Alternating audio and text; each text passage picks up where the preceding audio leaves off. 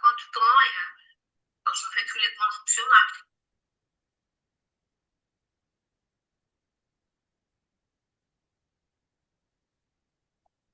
Bonjour à tous, bonjour Equi, merci beaucoup de cette occasion que vous me donnez de partager un premier dessin neurographique en direct avec vous. Je vais me présenter rapidement, je m'appelle Marie-Véronique Brézard, j'ai été enseignante pendant 30 ans en arts plastiques. Et parallèlement, j'ai depuis 20 ans aussi une passion pour le décodage biologique des maladies, le décodage psycho-émotionnel. Et j'ai quitté l'éducation nationale au moment du Covid.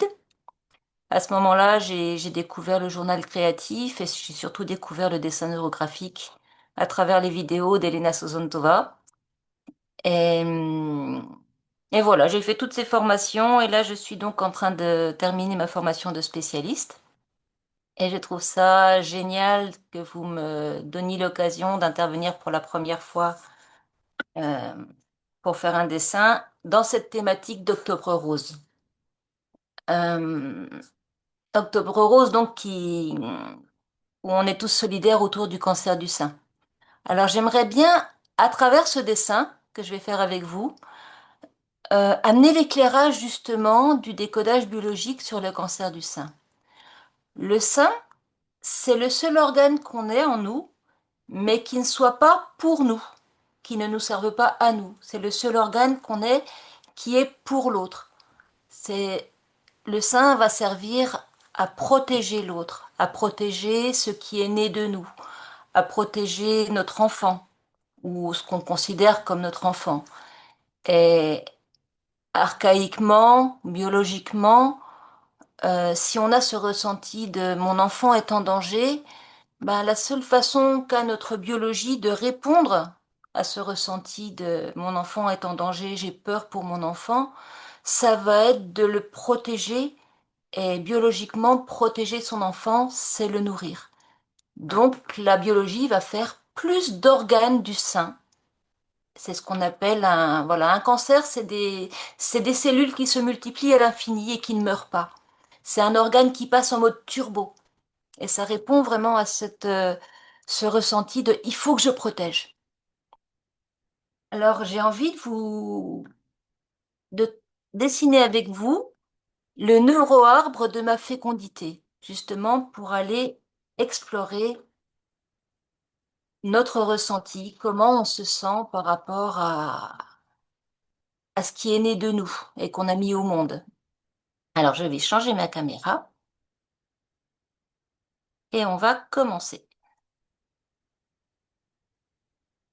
Voilà.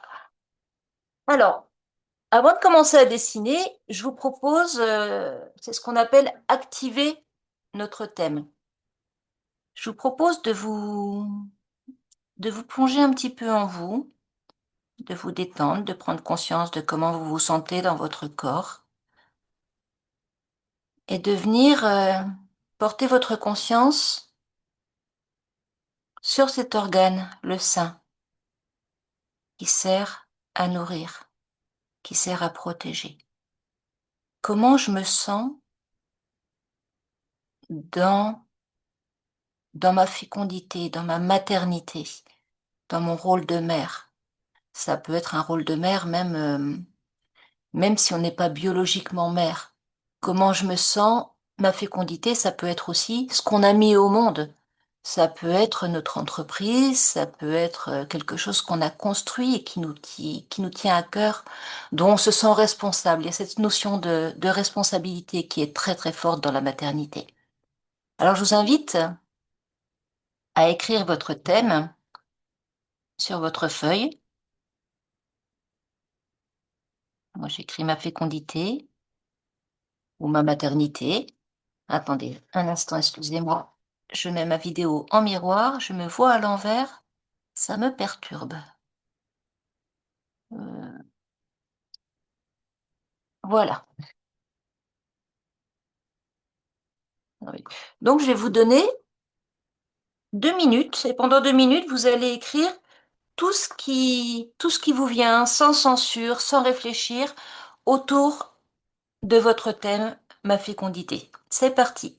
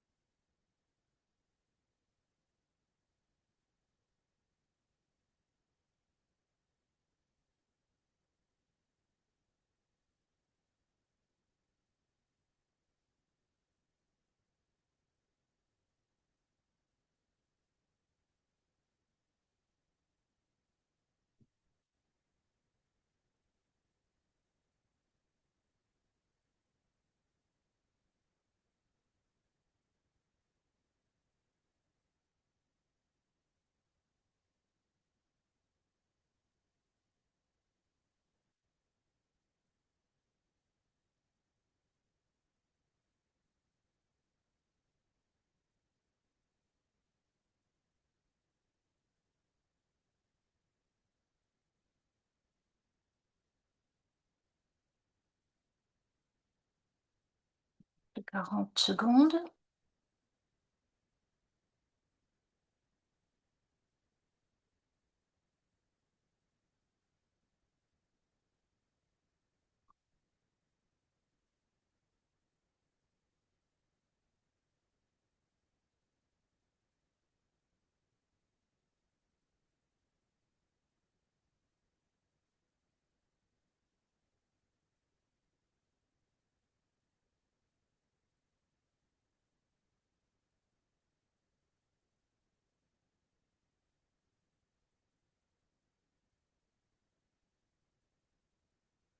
Et voilà, c'est terminé. Alors, je vous invite à reprendre votre liste et à regarder rapidement ce qui ressort. Est-ce qu'il y a des mots des mots qui reviennent? Je vois par exemple ici que j'ai lien qui revient deux fois. Euh, Combien il y a de mots? Déjà, comptez le nombre de mots autour de votre thème. 1, 2, 3, 4, 5, 6, 7, 8. Moi, j'ai 21 mots. On dit qu'un thème est suffisamment chargé quand on a au moins 17 mots dans ce thème. Donc voilà, j'ai des mots positifs. Je vais essayer de voir un petit peu ce qui ressort de cette première liste, parce que peut-être qu'après le dessin, on va refaire. Euh, hmm, je vois qu'il y a quand même, il y a quand même des mots qui sont assez chargés, qui ressortent. Je vois peur, inquiétude, lien qui revient deux fois, cette notion de fragilité de l'enfant, euh, de protection. Et après, qu'est-ce que j'ai en termes positifs? Bon, j'ai la confiance, j'ai solide. Ouais, je vois que il y a la vie qui vient, aimer, mais beaucoup quand même de termes qui relèvent de cette responsabilité par rapport à ce que j'ai mis au monde. Responsable, aider, guider, nourrir, accompagner. Beaucoup de choses qui sont autour de cette relation vraiment et de ma responsabilité dans la relation. Alors, on va aller explorer ça. Voilà. Alors, l'arbre de ma fécondité. On va dessiner un euro-arbre. Il va y avoir trois parties dans cet arbre. On va pas partager la feuille en trois, mais en bas, on va avoir les racines. Dans les racines vont apparaître toutes nos ressources, tout ce qu'on porte en nous, tout ce qui va nous aider à faire vivre notre arbre, comme les racines d'un arbre. Le tronc, donc on va commencer à le dessiner. Je vais Je trace donc une ligne neurographique qui part de mes racines, qui remonte par le tronc et qui vient s'évaser dans les branches. Voilà, on a le schéma de notre arbre qui commence à être posé. On peut tracer toujours des lignes neurographiques. Alors, les lignes neurographiques sont des lignes qui ne se répètent pas, qui, qui ondulent librement, qui sont bioniques. On peut tracer quelques lignes qui partent des racines et qui remontent jusque dans les branches. Je vais encore en tracer une ou deux là.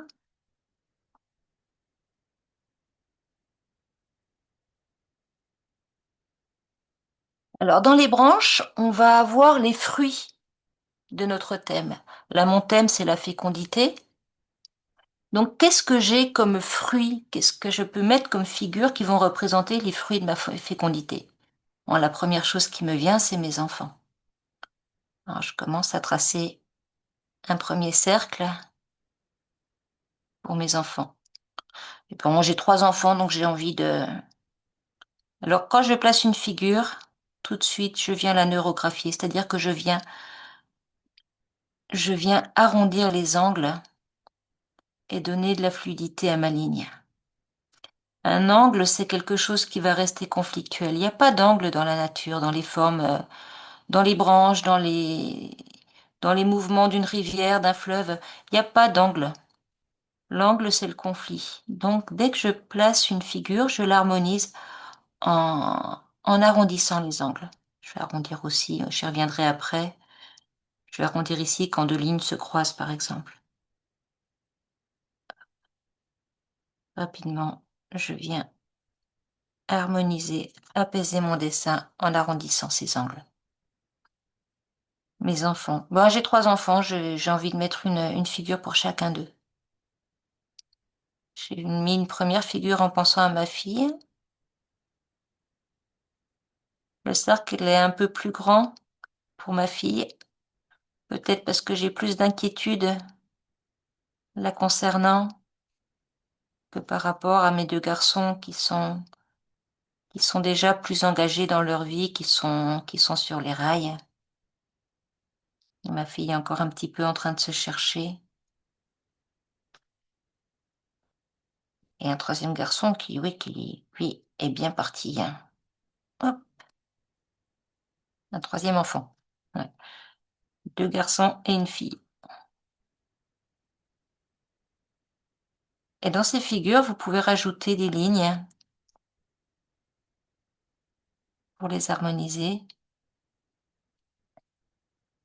Moi, je rajoute une ligne, des lignes qui viennent justement passer à travers mes trois enfants, comme pour... et je pense à mon envie qu'il y ait vraiment de beaux liens entre eux trois. Voilà, soyez attentifs quand vous tracez vos lignes, quand on fait un dessin aérographique, on est sans cesse attentif en fait à quatre points d'attention, c'est-à-dire les ressentis corporels qui nous traversent, nos pensées qui peuvent venir, des images qui peuvent apparaître aussi, donc nos ressentis, nos pensées, des images et les émotions qui nous traversent. Voilà. Là, je vois, mes émotions sont un petit peu différentes selon sur quel cercle je suis.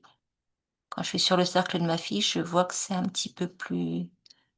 J'ai le souffle un peu plus court. Il y a un peu plus d'inquiétude. Ça devient un peu plus tendu en moi. Bon, notre fécondité, évidemment, au niveau biologique, animal, ça va concerner nos enfants. C'est nos enfants la première chose qu'on met au monde. Mais c'est aussi tout ce qu'on met au monde en dehors, ce qu'on peut mettre au monde par notre activité. Moi, par exemple, je me sens beaucoup de fécondité en ce moment et je remercie vraiment Elena pour tout ce qu'elle m'a apporté depuis ces 3 dernières années. Ma fécondité, je la ressens énormément à travers cette merveilleuse méthode du dessin neurographique. Donc ici, je vais mettre un cercle dans ma fécondité, dans les fruits de ma fécondité, qui va représenter le dessin neurographique. Une fécondité qui va s'accentuer parce que je vais bientôt pouvoir accompagner des gens avec cette merveilleuse méthode en coaching individuel. Cette méthode va venir compléter une autre source de fécondité chez moi qui est cette approche du décodage émotionnel des maladies. Et je trace ce cercle qui représente cette figure, qui représente cette autre source de fécondité en moi. Alors je vous laisse placer, vous, les figures qui vont représenter votre propre fécondité. Peut-être dans votre travail, dans vos relations. On est fécond aussi par tout ce qu'on partage.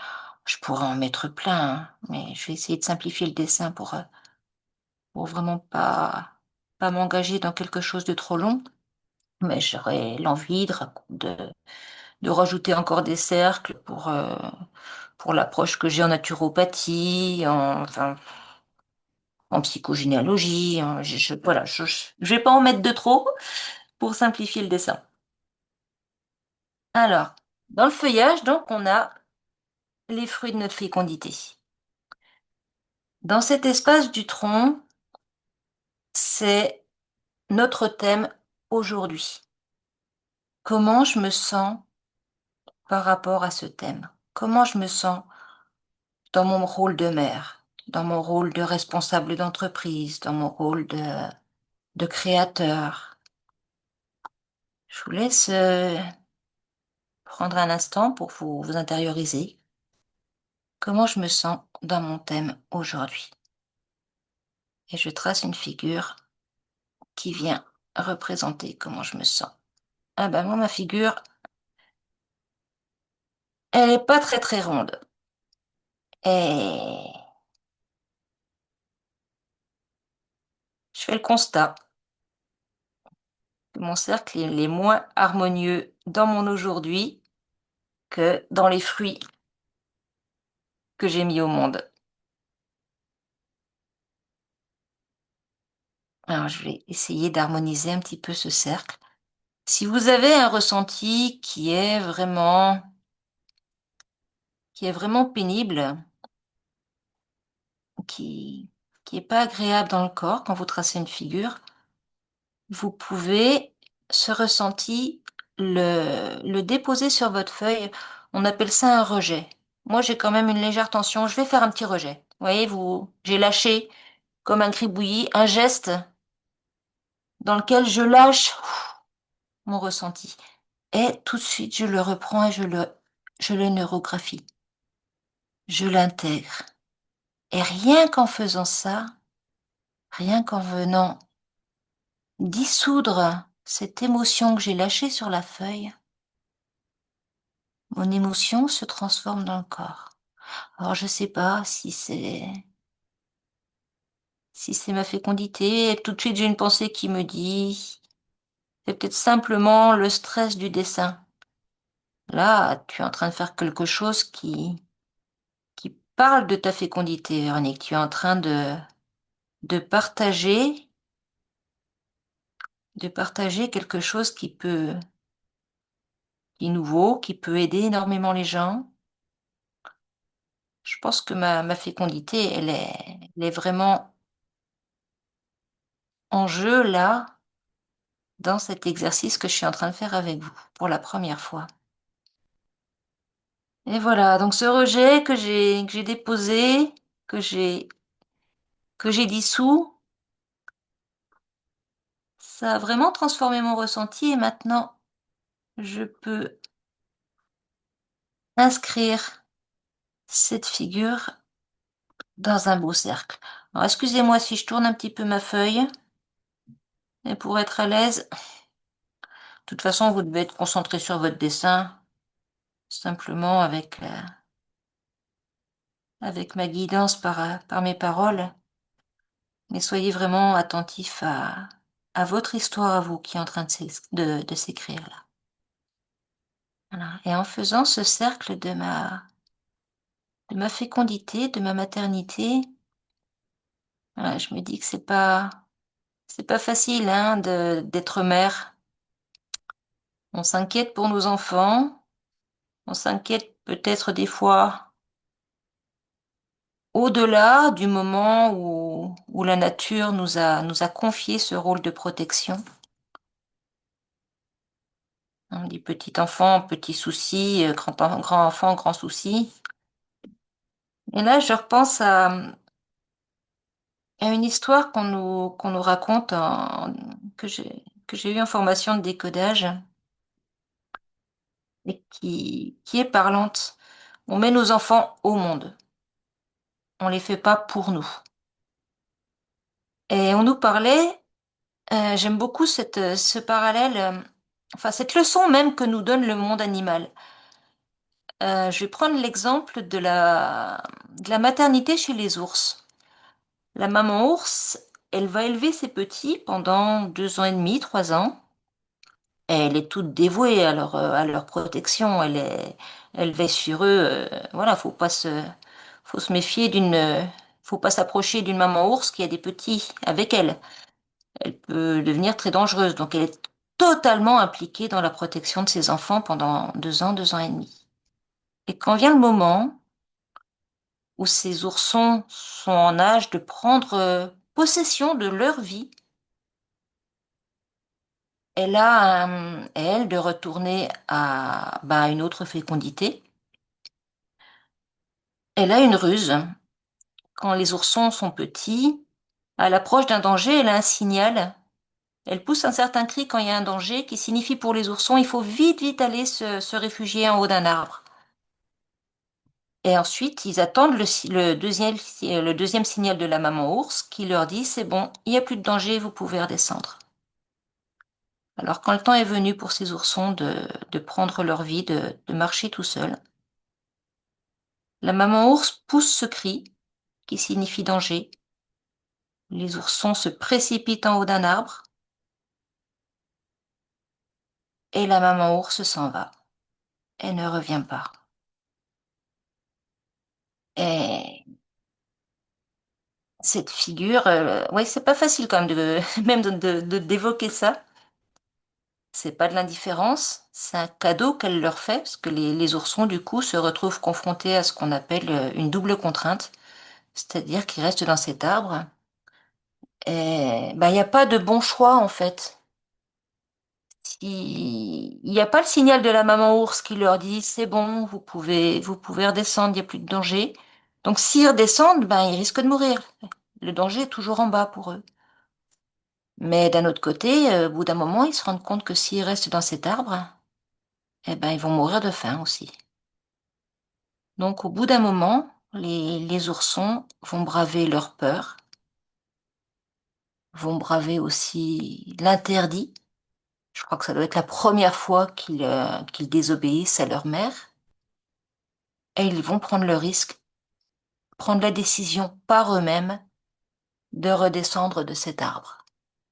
Et là, par cet acte qu'ils ont posé, ils prennent pleinement possession de leur vie à eux. Et j'aimerais beaucoup apprendre de ce détachement animal de la maman ours qui est capable, quand sa mission est achevée, de partir et de laisser ces oursons vivre pleinement leur vie sans elle. Euh, J'aurais besoin d'énormément de légèreté pour avoir cette même attitude que notre biologie nous réclame quelque part. On est né aussi, on est issu du monde animal.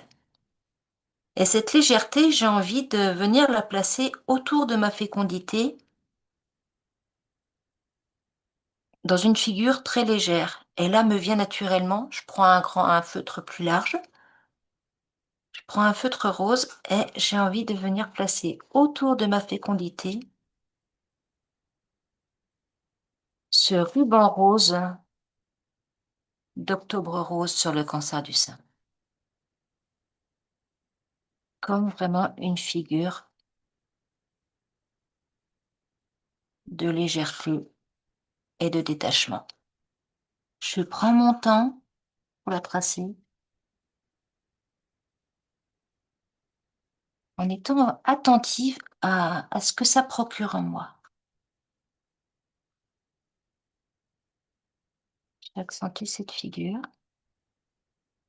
j'épaissis le trait qui va devenir, je pense, ce qu'on appelle dans un dessin neurographique la fixation, c'est-à-dire ce qui est le plus important pour moi dans ce dessin. Et moi, ce qui est important pour moi, là, et pour vous, à vous transmettre, c'est vraiment cette importance de d'accéder à une certaine légèreté par rapport à nos émotions. Cette légèreté, alors quand on trace une figure, tout de suite, je viens l'intégrer. C'est-à-dire que je viens, comme tout à l'heure avec mes lignes noires, épouser mes lignes noires avec mon feutre rose. Quand on intègre des lignes de couleurs différentes, on va toujours de la couleur la plus claire vers la couleur la plus foncée. Voilà, je vous laisse le temps d'intégrer cette figure du ruban d'Octobre Rose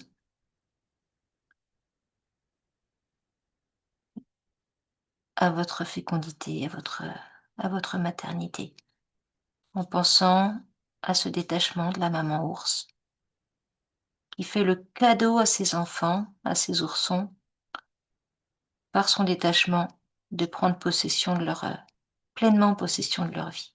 Je crois que quand on continue de s'inquiéter pour nos enfants devenus adultes, et si on continue à anticiper les difficultés qu'ils pourraient avoir, si on continue à chercher à les résoudre, à leur apporter notre aide coûte que coûte, alors que des fois peut-être qu'ils nous la demandent pas du tout, ben quelque part on leur vole leur vie. Donc voilà, j'ai ces pensées-là qui me traversent en venant intégrer cette belle figure du ruban rose à ma figure de la fécondité. Je vais même du coup, j'entoure ma figure de la fécondité de rose également. Et je suis attentive à ce qui est en train de lâcher en moi, ce qui est en train de se libérer. Ça me fait penser, cette métaphore de la maman ours, à, à un texte que vous connaissez certainement de Khalil Gibran. Attendez, je le retrouve. Euh, je crois que j'ai par là. Un texte de Khalil Gibran. Je pense que vous le connaissez. Vos enfants ne sont pas vos enfants. Ils sont les fils et les filles de l'appel de la vie à elle-même. Alors, je vais me redire ça. Mes enfants sont les fils et les filles de l'appel de la vie à elle-même. Je me redis cette phrase en venant prolonger cet appel de la vie à travers la figure de mes enfants. J'ai mon feutre rose qui est en train de me lâcher. C'est pas drôle là. Ils viennent à travers vous, mais non de vous. Et je dis ça en reprenant ces lignes qui viennent traverser ma fécondité et repartir dans ce que j'ai mis au monde. J'ai envie de rajouter d'autres lignes également.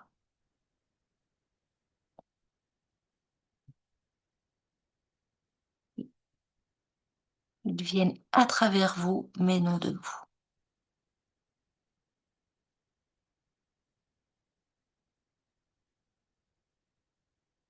Et bien qu'ils soient avec vous, ils ne vous appartiennent pas. Et là, je me redis ça, ils ne vous appartiennent pas en venant entourer de roses la figure de chacun de mes enfants.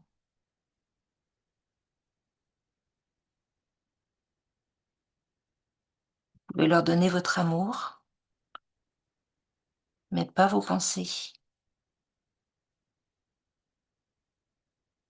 car ils ont leurs propres pensées. Vous pouvez accueillir leur corps, mais non leur âme, car leurs âmes habitent la maison de demain, et vous ne pouvez pas visiter, même pas en rêve, pas même dans vos rêves. Vous pouvez vous efforcer d'être comme eux, mais ne cherchez pas à les faire comme vous, car la vie ne va pas en arrière. Je me redis ça vraiment en reprenant mes lignes des racines vers le sommet de mon arbre. La vie ne va pas en arrière. Je reprends toutes mes lignes en remontant vers le sommet de mon arbre. Vous êtes les arcs par qui vos enfants, comme des flèches vivantes, sont projetés. J'aime beaucoup cette image. On n'est qu'un arc. Et celui qui projette, c'est l'archer. Khalil Gibran parle de l'archer. L'archer voit le but sur le chemin. L'archer voit le but sur le chemin de l'infini et il vous tend de sa puissance pour que ses flèches puissent voler vite et loin. Eh bien là, j'ai vraiment l'image de Déjà, l'archer, j'ai envie de le mettre dans mes ressources. Et j'ai envie d'un grand cercle. Alors, je vais reprendre mon stylo noir pour vraiment, dans mes ressources, placer cette figure que Khalil Gibran appelle l'archer.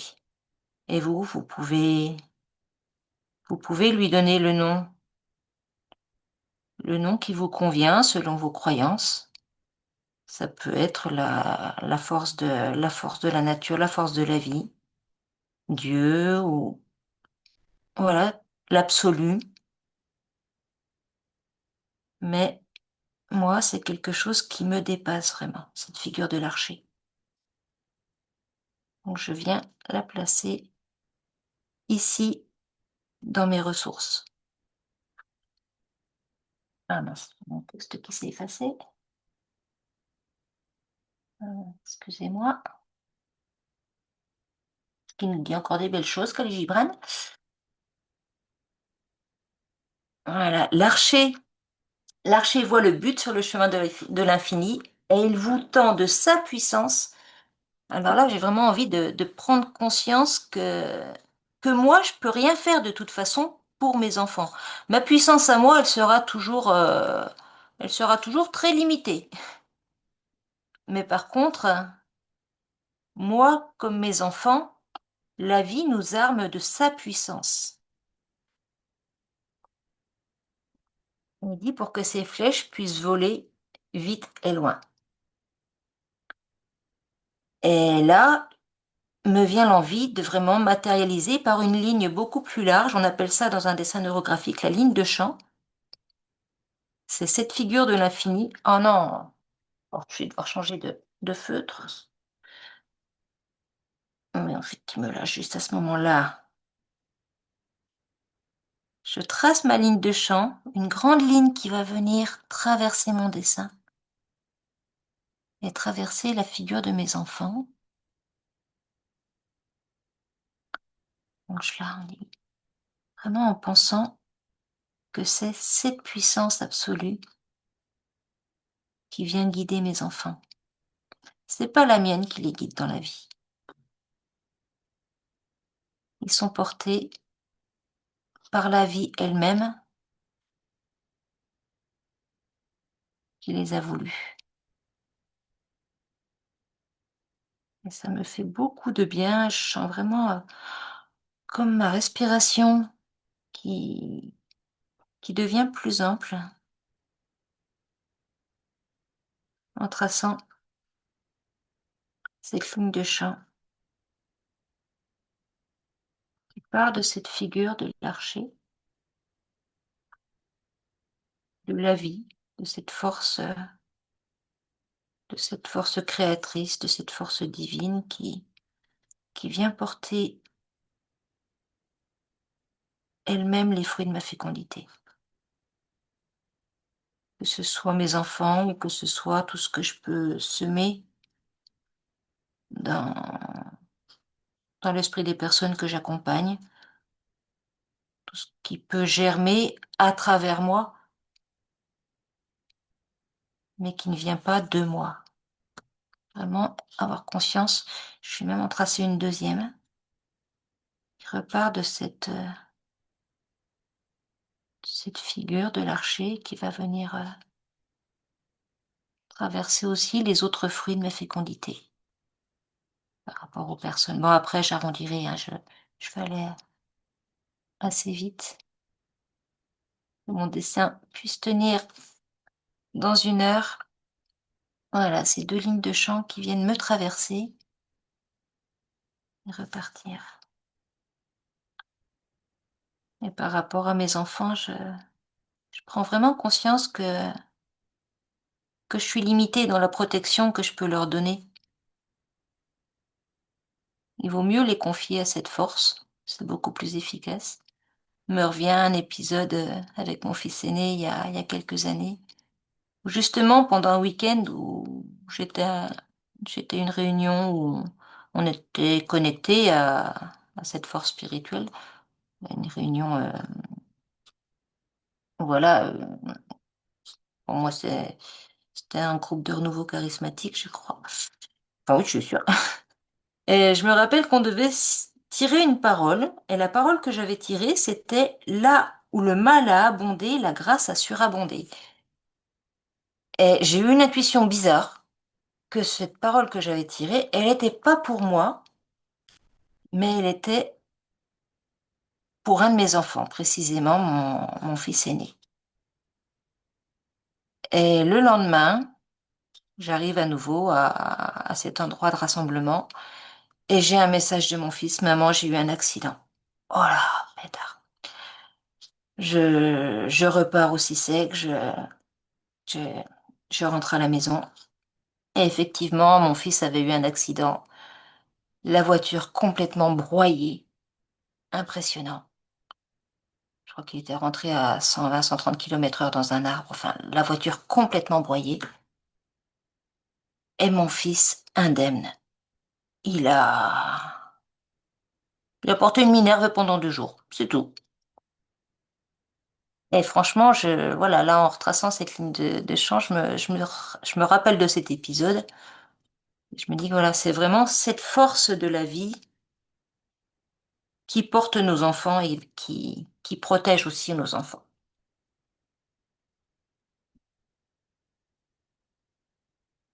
Et avec ce chemin, bah, j'ai l'impression que j'ai plus de facilité à me rapprocher de la maman ours au fur et à mesure, à me sentir, je me sens beaucoup plus légère dans cette relation-là par rapport à mes enfants, par rapport aux fruits de ma fécondité. Et plus légère parce que, voilà, j'ai cette ressource. Et cette ressource, elle m'en donne d'autres. Elle me donne une ressource de confiance. Donc, je vais la placer aussi dans mes racines.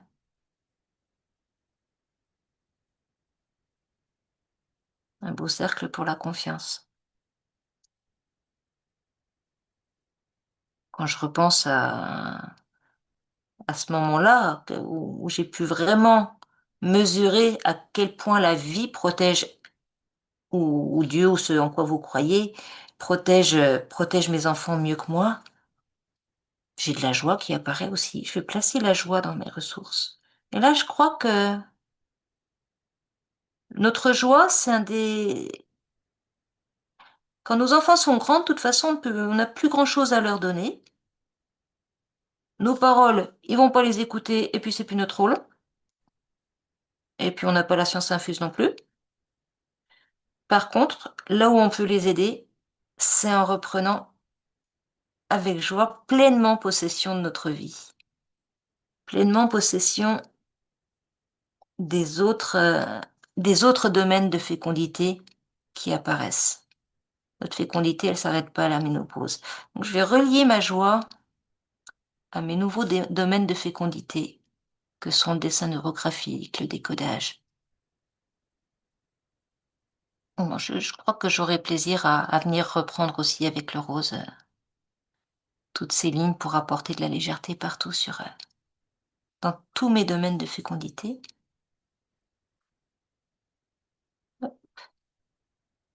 Voilà, peut-être que vous avez d'autres ressources qui apparaissent. J'ai mis la confiance, la joie. On peut avoir la sagesse,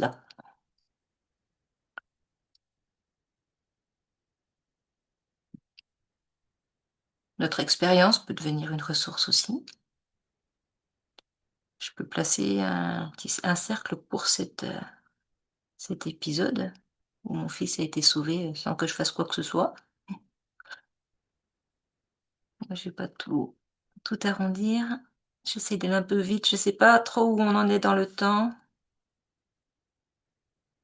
Bon, j'ai arrondi rapidement. Vous prendrez le temps, vous, de votre côté, après le dessin, de, de continuer à arrondir. On peut même rajouter une feuille. Si vous sentez que vous avez encore d'autres ressources, si vous sentez que vous avez d'autres fruits que vous aimeriez avoir, n'hésitez pas à coller une feuille en haut, à coller une feuille en bas et à poursuivre votre arbre, à le faire grandir, à lui apporter plus de ressources, à développer ses fruits. Euh, on va amener l'énergie, on va passer à une autre étape de notre dessin qui est l'intégration de notre dessin. Alors, cette étape, elle se divise en deux étapes. L'énergie des couleurs est surtout aussi dans ce fait de relier notre figure au fond. Ma figure de légèreté, je vais aller la relier par des lignes au fond, à l'ensemble de la feuille. C'est-à-dire quand on fait cette étape dans un dessin, ça signifie qu'on se relie à l'égrégore, aux différents égrégores qui nous entourent. Je peux tracer ces lignes en disant que je me relie à l'égrégore des mères, à l'égrégore des thérapeutes, à l'égrégore des personnes qui accompagnent, à l'égrégore des femmes. Soyez toujours attentifs, voilà, à ce qui se passe dans votre corps.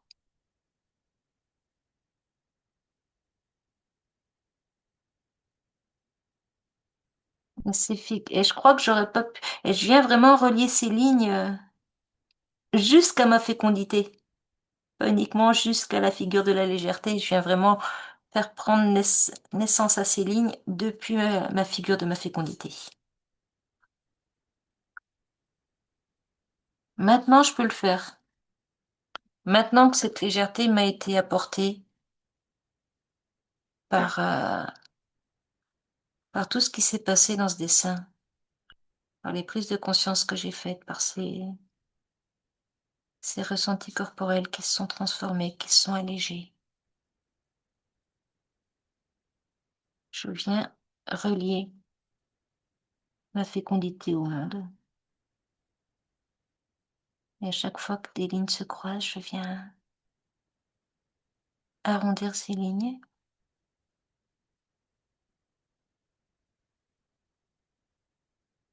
me relier par la puissance des lignes bioniques, des lignes vivantes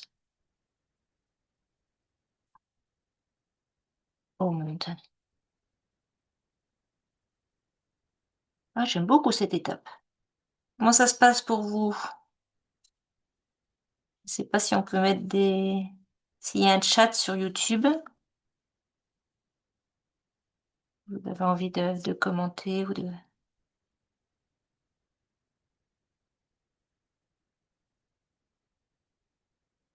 Moi, je le vois pas. Je découvrirai peut-être après. Ah, je peux pas m'arrêter là dans cette étape de me relier au monde.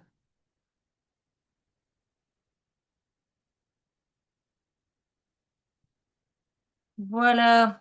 Alors, une autre étape de l'archétype, de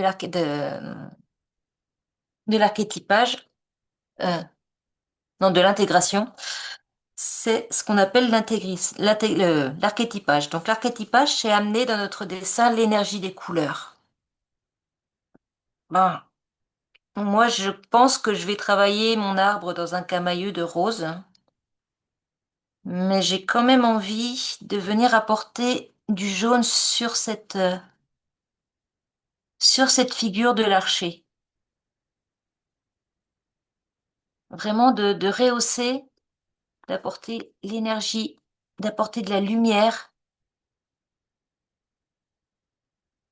sur cette figure de l'archer qui vient apporter la vie, qui vient porter la vie à travers nous, mais cette vie qui vient de lui, qui vient pas de nous. Donc ce jaune, cette lumière qui va symboliser la vie, pour moi, je vais venir la propager dans mon dessin et la faire remonter entre mes lignes de champ, la propager sur la figure de mes enfants.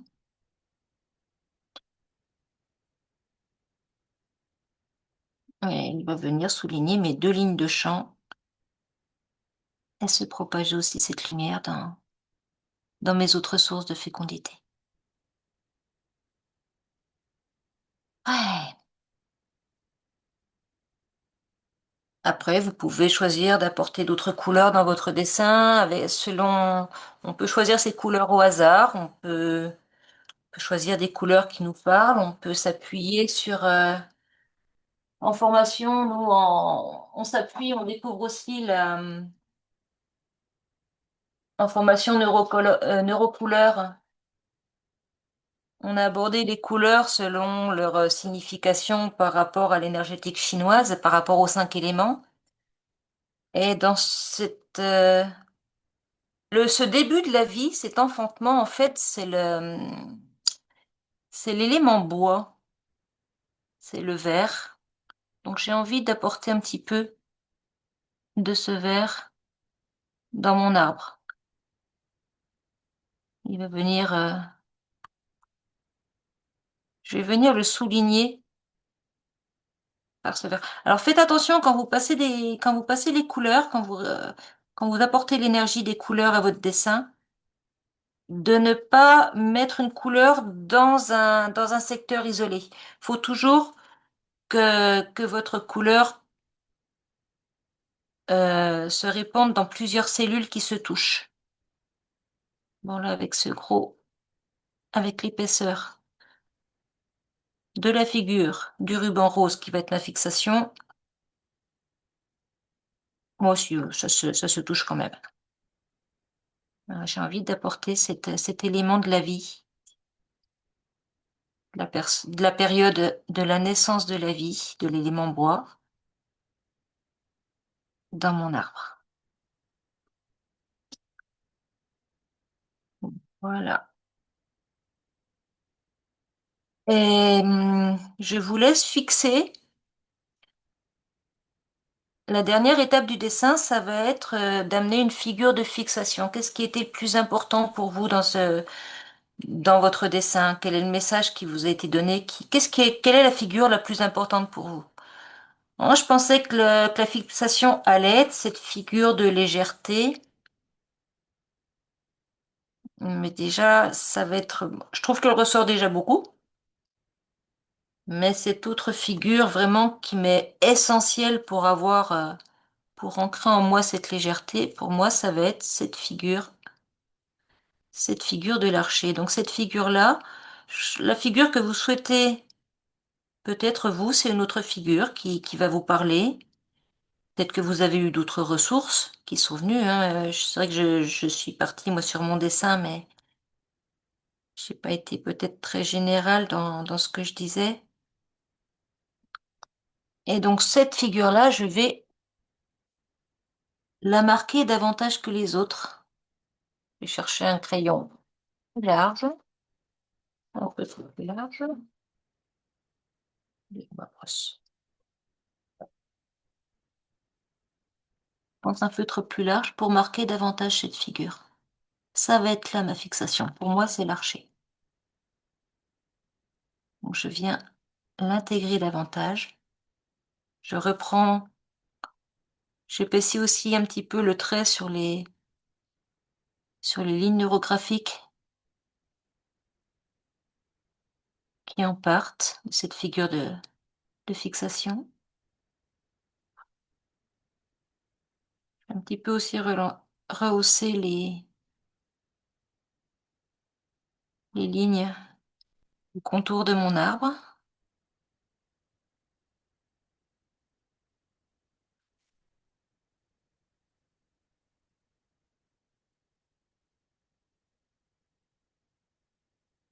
Lui donner de la présence.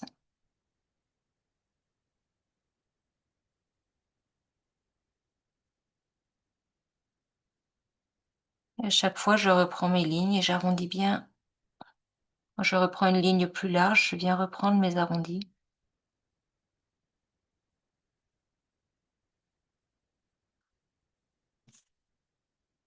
Est-ce que j'aurais eu envie de fixer ma fécondité? Je ne sais pas, mais j'ai envie d'accentuer ces lignes qui viennent rejoindre ma fécondité. Il y a cette figure de l'archer qui est très importante, que j'ai envie de souligner. Alors, dans un dessin, on fixe généralement une figure. On peut parfois en fixer deux, mais à ce compte-là, ces deux figures sont reliées. Et là, ça a énormément de sens pour moi de venir fixer aussi ma fécondité maintenant. C'est-à-dire que je vais épaissir ces traits. Je peux, je peux vraiment venir souligner ma fécondité en la reliant à mon autre figure de fixation. On peut avoir deux figures de fixation si elles sont reliées l'une à l'autre. Et ma fécondité, je peux la fixer, c'est-à-dire vraiment la sentir solide en la reliant à cette autre figure de l'archer. Voilà. Alors, je vais vous proposer, comme on a fait au début, vous prendrez le temps, hein, après la séance, de reprendre votre dessin, de le peaufiner, de vraiment reprendre. Je vous conseille de ne pas aller vous coucher. Vous pouvez laisser votre dessin, mais uniquement quand vous avez vraiment fait tous les arrondis. Hein, je sais pas, je crois que je vous ai dit au début du dessin qu'un angle dans un dessin, c'est comme si on laissait un conflit. Un angle, c'est conflictuel.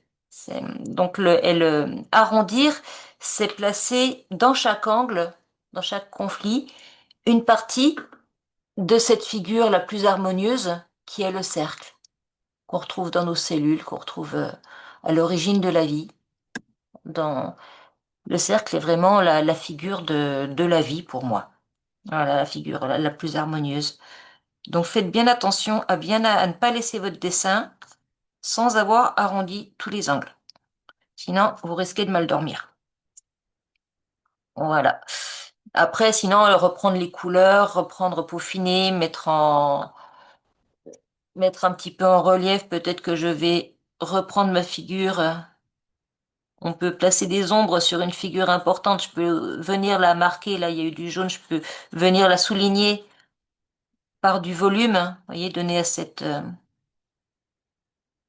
Je reprends simplement les bords en dégradé pour venir mettre un petit peu en évidence une figure. Vous pouvez retravailler chacune de vos figures. Je pense que je vais passer encore beaucoup de temps sur mon dessin. Voilà. Et je vais vous proposer de refaire le petit exercice qu'on a fait au début, c'est-à-dire que de reprendre une feuille. Je sais pas où je l'ai mise. Voilà, je vais reprendre la feuille que j'ai prise au début, je vais la retourner et je vais vous redonner 2 minutes. On va se redonner 2 minutes à nouveau pour déposer maintenant tout ce qui sort dans notre thème.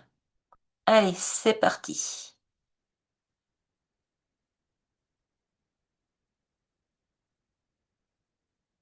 Qu'est-ce qui me vient maintenant quand je pense à ma fécondité?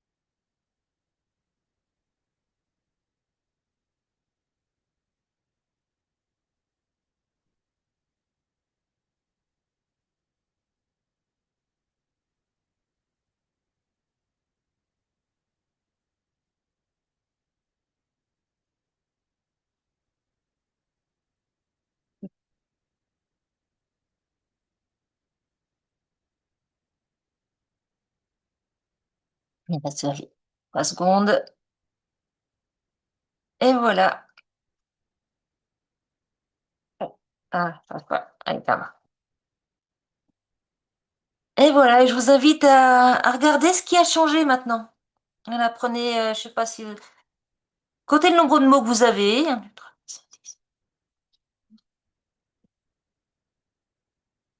Là, j'ai 21 mots, je fais combien j'en avais avant? Ben, exactement pareil, 21 aussi. Mais qu'est-ce qui a changé? Alors là où j'avais quand même pas mal de mots négatifs. Alors, j'ai envie de jaune. Souligner mes mots en jaune là. Alors, joie, shadow, vie, envie, soleil, nouveau, énergie, léger, libre. Libre qui revient 2 fois. Espace. Bon, bah, je cherche les mots négatifs. J'en ai plus. Et je suis...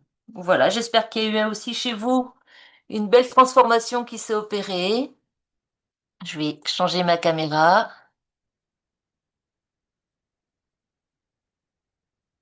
Voilà. Je sais pas si, écoute, si j'ai encore beaucoup de temps. Et en tout cas, bah, Oui, t'es là, écoute? C'est tout. Je vous remercie. C'était très intéressant et c'est très joli. Ok. Eh ben, je vous remercie tous et puis je vous invite à déposer vos dessins dans le groupe Neurocafé sur Facebook et dans le groupe des dessins neurographiques en France aussi avec Elena Sozontova. Voilà, je voudrais... Franchement, je voudrais lui rendre hommage aussi à travers ce dessin parce que c'est vraiment elle qui m'accompagne depuis 3 ans. Et c'était une transformation incroyable dans ma vie.